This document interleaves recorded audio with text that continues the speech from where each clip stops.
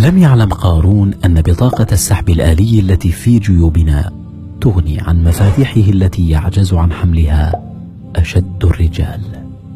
ولم يعلم كسرى فارس أن الأريكة الموجودة في صالات بيوتنا أكثر راحة من عرشه. وقيصر الذي كان عبيده يحركون الهواء من فوق رأسه بريش النعام لم يرى المكيفات التي نمتلكها في كل غرف منازلنا. وهرقل الذي كان يشرب الماء من إناء فخار ويحسده من حوله على برودة الماء الذي يشربه لم يشرب من برادة الماء الموجودة لدى كل منا.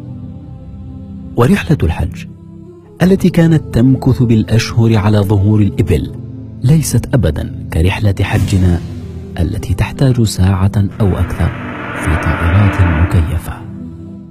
في الواقع نحن نعيش حياة لم يعشها الملوك بل لم يحلم بها، ومع ذلك كثير منا لا زال يندب حظه، وكلما اتسعت العين ضاق الصدر.